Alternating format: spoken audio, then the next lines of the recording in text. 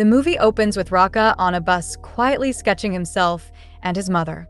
As he draws, his wristband suddenly tightens, and behind him a ghost is staring. Raka notices it, but stays calm without reacting. 3 boys from his school get on the bus and start teasing him, but a woman steps in to defend Raka and scares the boys away. Soon after, his wristband tightens again, and the same ghost appears right in front of him. Raka ignores it and goes home. While drinking water, the ghost appears once more, this time leaning on his shoulder and asking him for help. The scene then shifts to the body of the ghost. Raka was the one who found it and reported it to the police, who recovered the corpse. It becomes clear that Raka has the ability to see spirits, which is why the ghost asked for his help to reveal the location of the body. The story then cuts to a nightclub where everyone is enjoying themselves. Vanessa leaves the party early, and while walking, she looks at photos from the night. She notices something terrifying in the background, a ghost wearing a mask. Suddenly, the same ghost appears before her. Frozen in shock, she does not realize a speeding car is approaching from behind, and she is struck down, instantly dying on the spot. At the party, Sonia, who is Vanessa's close friend, also notices the same ghost in her phone. The story then moves back to Raka. Tired of being bullied by the 3 boys, he quits his school and transfers to another. On the way, while riding the bus, his wristband suddenly tightens again. When he opens his eyes, he sees an old lady ghost standing before him. She asks for help to pick up a hair clip from the floor. Raka gives it to her, and as he turns back, he meets a girl named Dini. Raka instantly feels a connection with her. When it begins to rain, he shares his umbrella and walks with her. They both sit in a small hotel where Raka orders 2 coffees, but when the cups arrive, Dini is gone. Only then does he realize the truth. Dini is not human. She is a ghost, and that is why his wristband kept tightening. Raka feels crushed because he had already started to fall for her. He later goes to his uncle's house, and it is revealed that his uncle and several family members also share the same ability to see ghosts. Raka confides in his uncle about Dini, but his uncle advises him to ignore her and focus on his own life. The next day, Raka joins his new school. Dini's ghost appears once again, but Raka chooses to ignore her and heads inside. On the school notice board, he sees news about Vanessa, who is also a student here. In class, he sits next to Sonia. Suddenly, his wristband tightens again, and through the window, he sees the masked ghost. Without hesitation, Raka begins sketching it. Sonia, shocked, realizes what he is drawing. After class, Raka continues sketching alone while Dini's ghost keeps talking to him. Raka pretends not to notice and stays silent. The scene then shifts to Lisa, another friend of Sonia.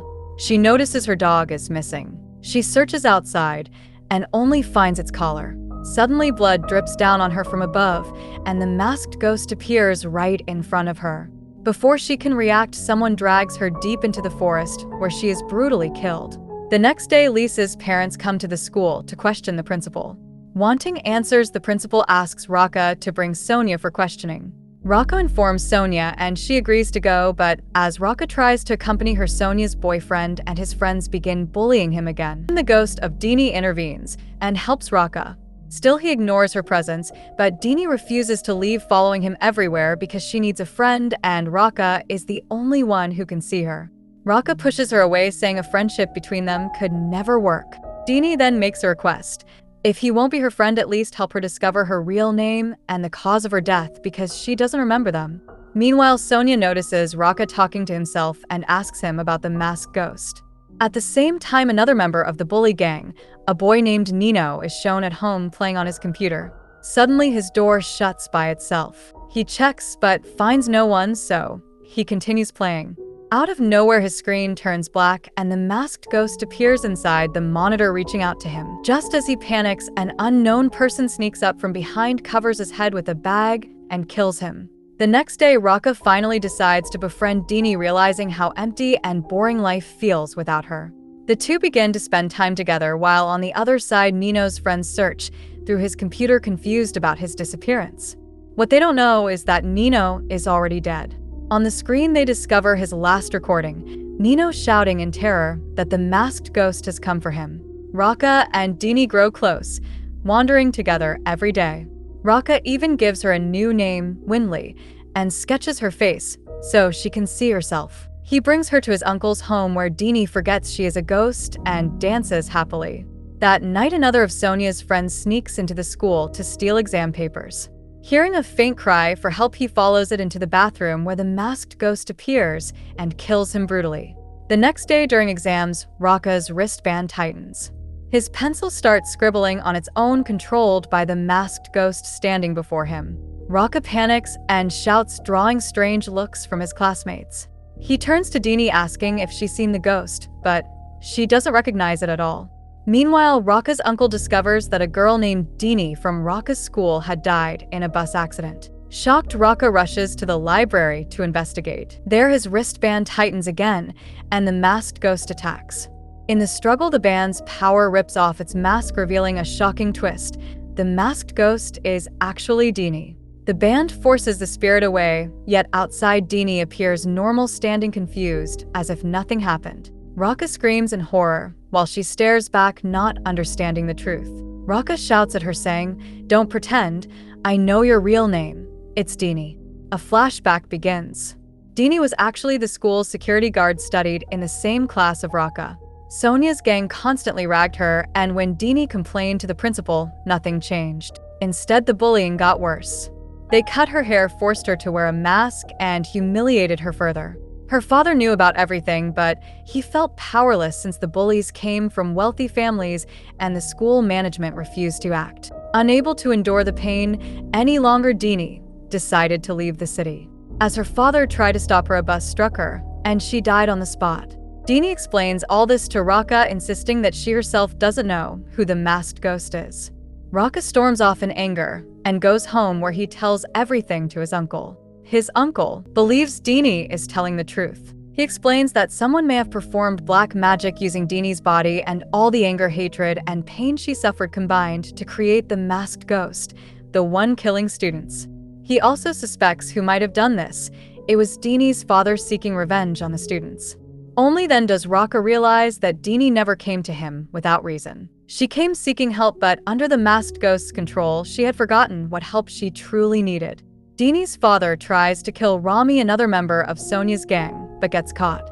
Rami calls Sonia, revealing the killer is not the masked ghost, but Dini's father.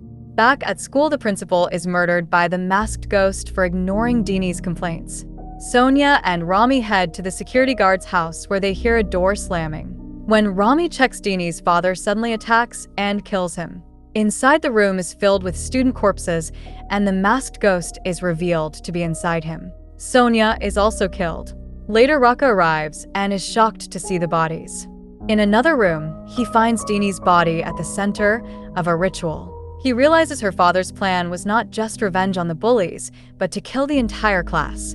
Rocca rushes to school to stop him, while his uncle begins a protective ritual at home. At school, students are trapped as the possessed father pours petrol to burn them alive. Rocca interrupts, but the masked ghost attacks.